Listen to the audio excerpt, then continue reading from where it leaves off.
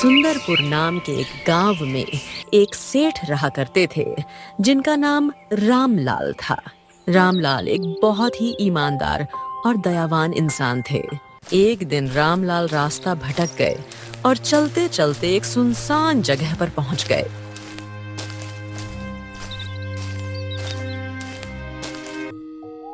अरे ये मैं कहाँ आ गया? यहाँ तो दूर दूर तक कुछ दिखाई भी नहीं दे रहा। ध तेरे की लगता है मैं रास्ता भटक गया हूँ।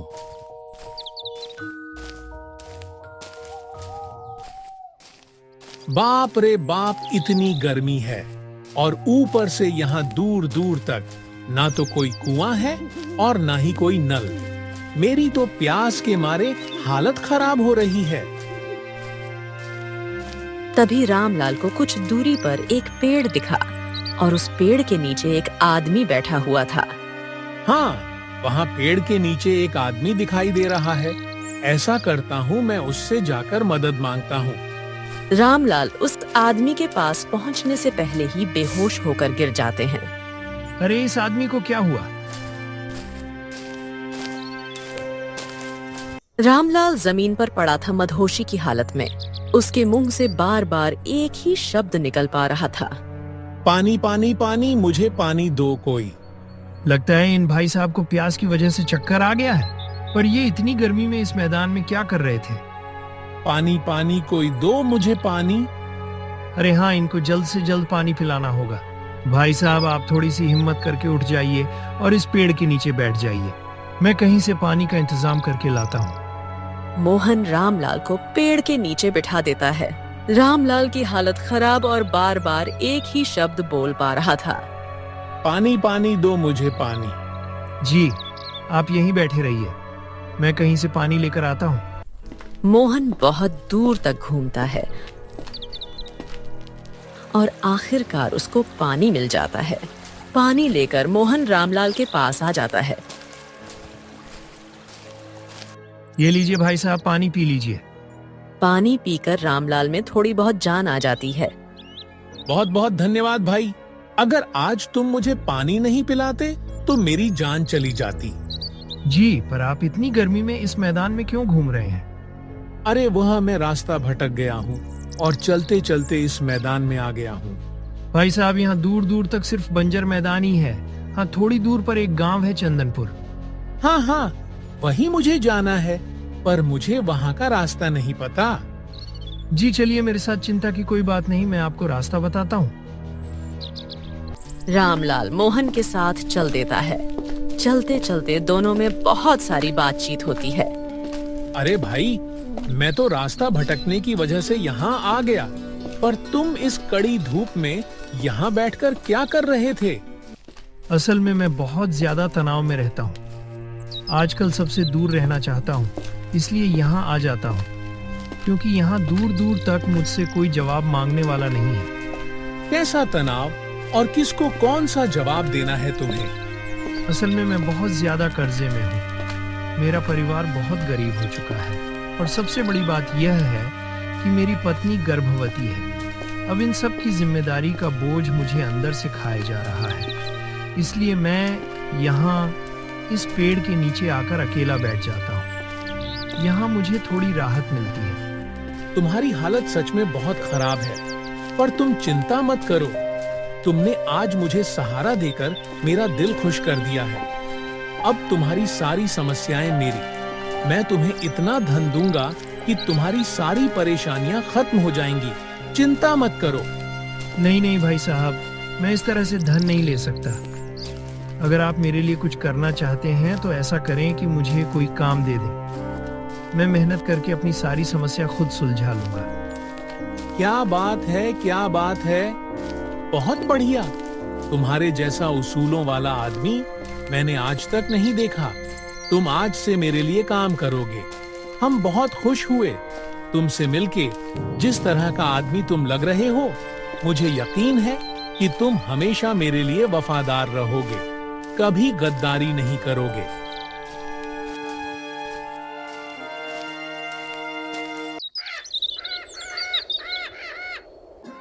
मोहन रामलाल के लिए काम करने लगता है। रामलाल को एक मेहनती और वफादार आदमी चाहिए था, जो कि उसे मिल गया। मोहन को भी अब एक उम्मीद मिल गई थी। ऐसे ही करीब 1 महीना बीत जाता है।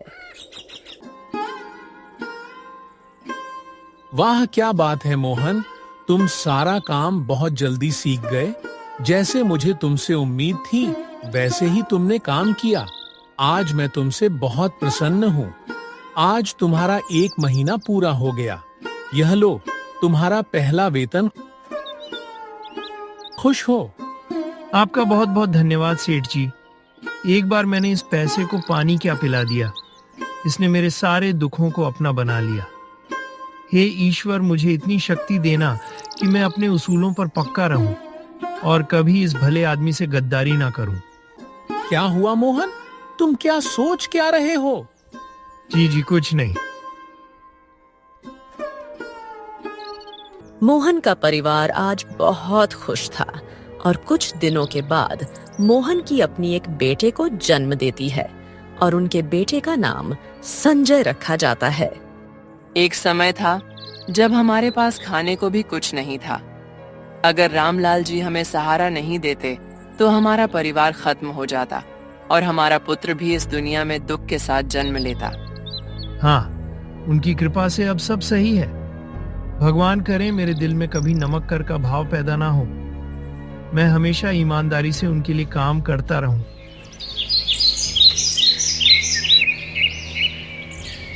कई साल बीत जाते हैं। मोहन का बेटा संजय 12 वर्ष का हो चुका था। महेश ने इन सालों में रामलाल का व्यापार बहुत ज्यादा बढ़ा दिया था।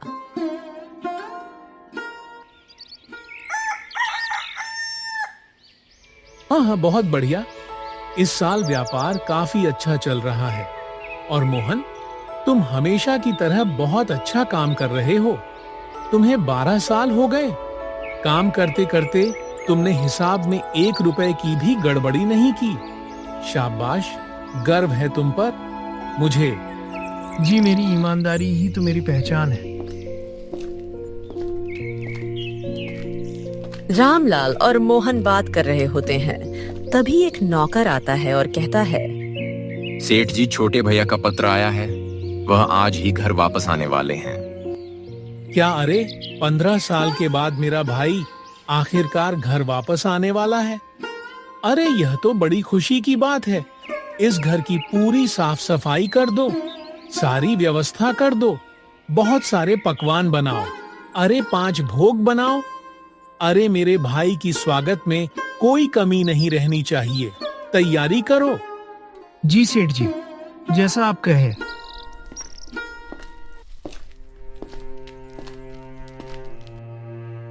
मैं इतने सालों से अपने लिए काम कर रहा हूं और आज मुझे पता चला कि आपका कोई भाई भी है। और तो और उससे भी ज्यादा जो बात मुझे हैरान कर रही है वह यह है कि वे 15 साल बाद क्यों वापस आने वाले हैं। क्या बताऊं मोहन, मेरा भाई चौरंगी लाल सालों से मुझसे नाराज था। असल में बात कुछ ऐसी है कि मेरे पिताजी अपना व्यापार अपने दोनों बेटों में बराबर बांटना चाहते थे। लेकिन क्या है ना कि चौरंगी लाल की नशे की लत के कारण पिताजी ने सिर्फ मुझे अपना व्यापार दिया। चौरंगी लाल को लगा कि पिताजी उसे प्यार नहीं करते, इसीलिए उसे व्यापार नहीं दिया। बस तब से वह नाराज हो गया और घर छोड़कर चला गया और शहर में जाकर रहने लगा। अब आज आखिरकार वह वापस आ रहा है। लगता है कि उसका मन बदल गया है। अच्छा, तो ये बात है। चलो, अच्छा है। मैं तो यही प्रार्थना करूंगा कि आप दोनों भाई खुशी से एक साथ रहने लगो।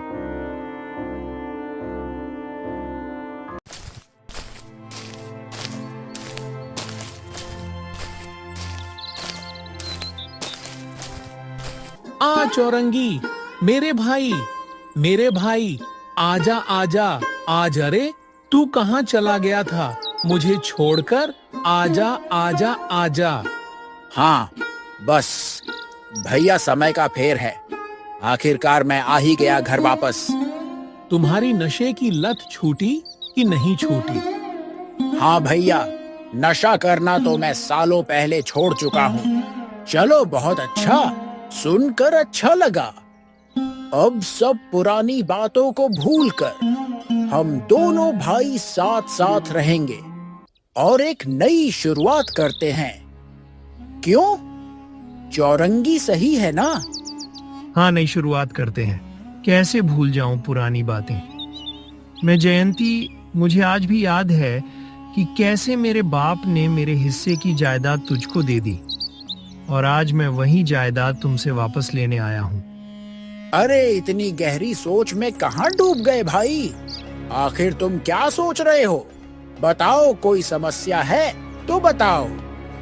कुछ नहीं भैया, बस आपको देखकर पुराने दिन याद आ गए।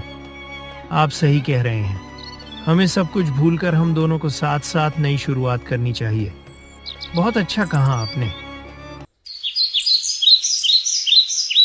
कई दिन बीत जाते हैं। चौरंगी लाल बड़े ध्यान से सब कुछ देख रहा था। जयंती लाल के व्यापार के बारे में वह तो बस सही मौके का इंतजार में था। एक दिन रामलाल अपने घर के पास मौजूद बगीचे में देखता है कि चौरंगी लाल किसी से बात कर रहा था। वह आदमी और कोई नहीं बल्कि महेश था। जयंती लाल चुपके से उन दोनों की बातें सुनने लगता है। तो तुम हो मोहन, जो मेरे भाई के लिए सालों से काम करते आ रहे हो। अच्छा, यह बताओ, क्या तुम मेरे लिए काम करोगे? जी हाँ, बताइए, मैं आपके लिए क्या कर सकता हूँ। क्या तुम्हें पता है कि रामलाल की जायदाद के कागज कहाँ पर रखे हुए हैं? हाँ, मुझे पता है, पर ये सब आप क्यों पूछ रहे हैं? देखो, यह व्यापार मेरा है। रामलाल को तो यह व्यापार धोखे से मिल गया है। अगर तुम रामलाल की जायदाद के कागजात मुझे लाकर दोगे तो मैं तुम्हें बहुत सारा पैसा दूंगा, और अगर तुम रामलाल का व्यापार हड़पने में मेरी मदद करते हो तो मैं तुम्हें इस व्यापार में हिस्सा भी दे दूंगा। बोलो।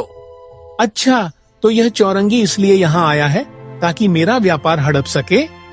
हाँ, तो बताओ, करोगे मेरे लिए काम? बोलो, सोचो मत।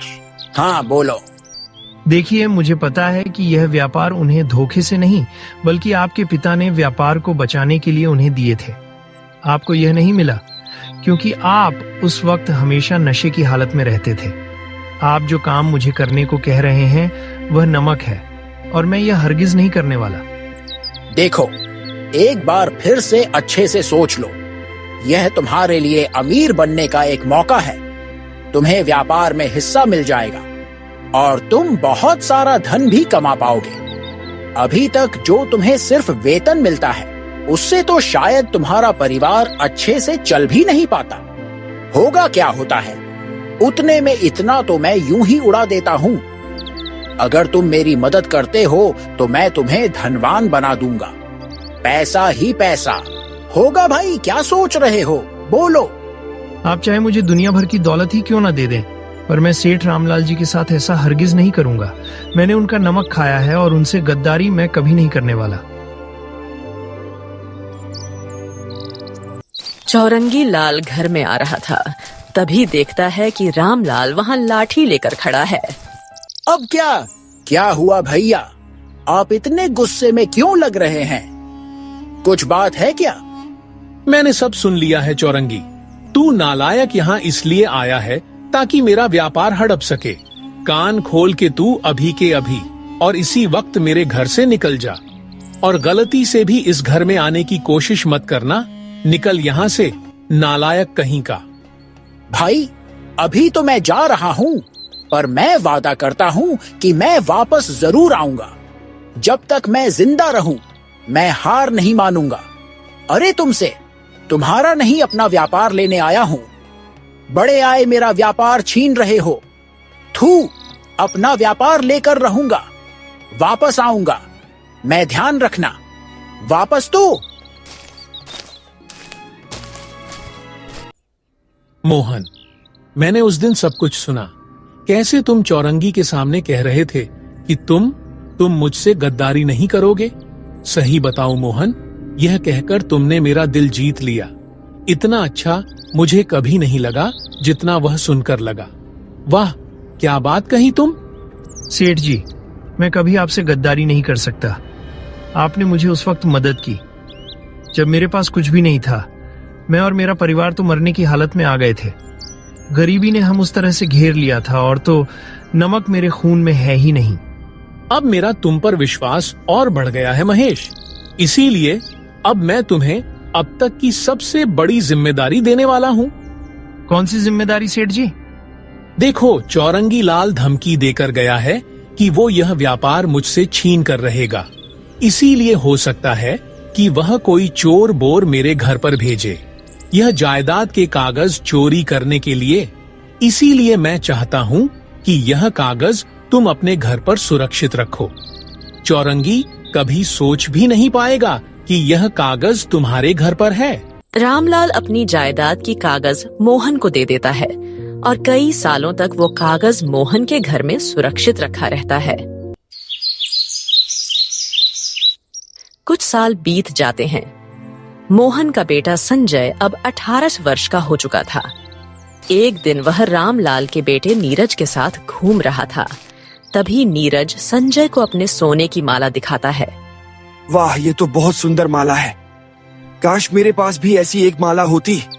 अच्छा, क्या तुम्हारी औकात है ऐसी माला पहनने की? देखो, बदतमीजी मत करो। सच कह रहा हूं मैं, ऐसी माला हम सेठ लोग पहनते हैं। अरे, तुम्हारे पिता तो हमारे यहाँ नौकर हैं। कुछ दिन बाद तुम भी हमारे यहाँ नौकरी करोगे, और क्या। काहे इतना माला माला कर रहे हो?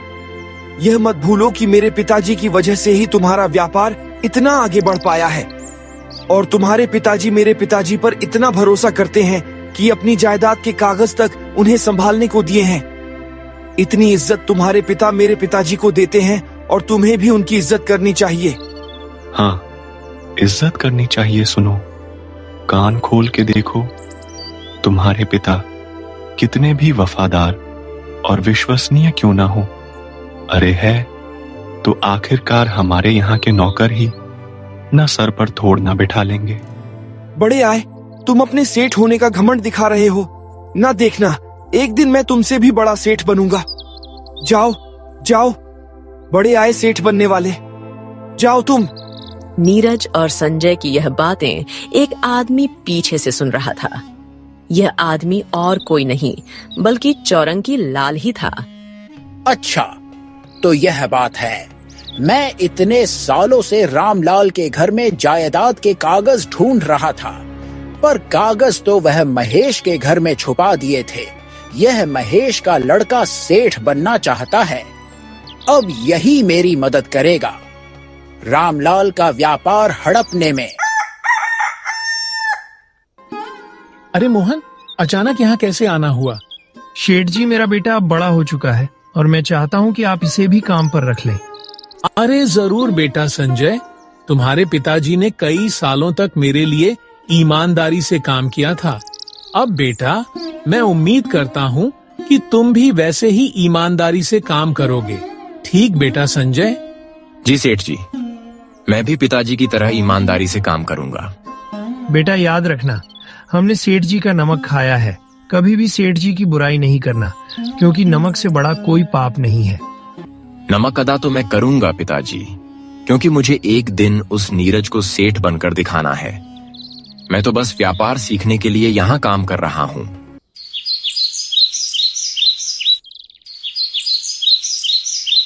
एक दिन संजय कहीं जा रहा था, तभी चौरंगी लाल उसके सामने आता है। तुम ही हो मोहन के बेटे? जी हाँ, मैं ही हूँ, पर आप कौन हैं? कई साल पहले मैंने तुम्हारे पिताजी को 10 मौका दिया था व्यापार में हिस्सा पाने का। हाँ, लेकिन उनके लिए नमक पाप था। अब अगर उस दिन वह मान गए होते तो तुम आज सेठ होते। बच्चे, तुम अपने पिता की तरह जयंती लाल के पास नौकरी करने के लिए नहीं जाते। आप कहीं रामलाल जी के भाई चौरंगी लाल तो नहीं? हाँ, बिल्कुल सही पहचाने। बच्चे, अब जो मौका मैंने तुम्हारे पिताजी को दिया था, वही मौका मैं तुम्हें देता हूं। अगर तुमने यह काम कर दिया तो तुम्हें जयंती लाल के व्यापार में हिस्सा मिल जाएगा और तुम भी सेठ बन जाओगे। बोलो जी, बताइए मुझे क्या करना होगा?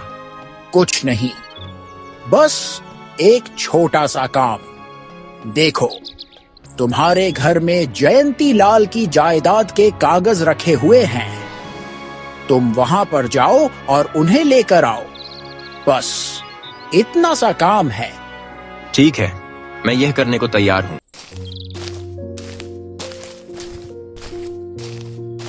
संजय अपने घर के अलमीरा से एक पेटी निकालता है। उसमें वही कागज रखे हुए थे जिसकी बात चौरंगी लाल कर रहा था। अब मैं यह कागज चौरंगी लाल को जाकर दे देता हूँ। इससे वह रामलाल का व्यापार हड़प लेगा और फिर मुझे भी व्यापार में हिस्सा मिल जाएगा।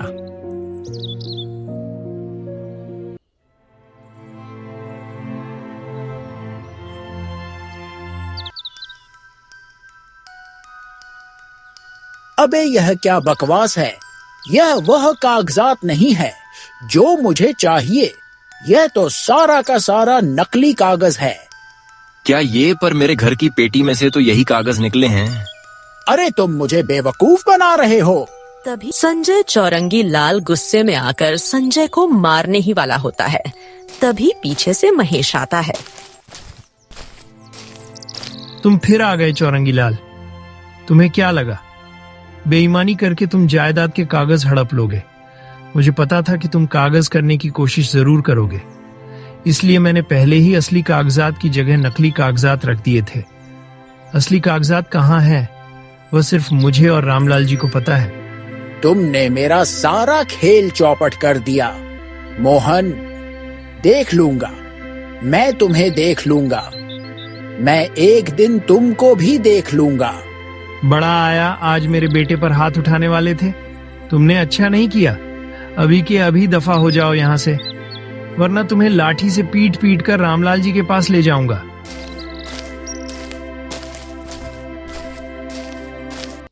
पिताजी, आज अगर आप सही समय पर नहीं आते तो ना जाने यह मेरे साथ क्या करता। हाँ, मैंने सब देख लिया बेटा। आज तेरी वजह से मेरा सर झुक गया है। पूरा गांव जिसकी वफादारी की मिसाल देता था, उसी का बेटा नमक हराम निकला। ये कितनी शर्म की बात है। मुझे माफ कर दीजिए पिताजी। मेरे मन में लालच आ गया था। मुझे सेठ बनना था, क्योंकि नीरज और मेरी बहस हो गई थी। उसके सामने खुद को साबित करना था कि मैं भी किसी से कम नहीं हूं। देखो बेटा, यह लालच ही इंसान से बेईमानी करवाता है। जब हम लालच के पीछे भागते हैं तो अपने आदर्शों और नैतिकता को भूल जाते हैं। हम ईमानदारी से जो कमाते हैं उसी में खुश रहना चाहिए। असली सुख मेहनत से मिलता है। किसी के साथ गद्दारी करना, चाहे वह हमारा दुश्मन ही ना हो, हमें कुछ समय के लिए फायदा हो सकता है, लेकिन आखिर में हम अपना सब कुछ खो देते हैं। इसलिए हमें अपनी मेहनत पर गर्व करना चाहिए और ईमानदारी से कमाई पर संतुष्ट रहना चाहिए। सही रास्ते पर चलकर ही हम लंबे समय तक खुश रह सकते हैं।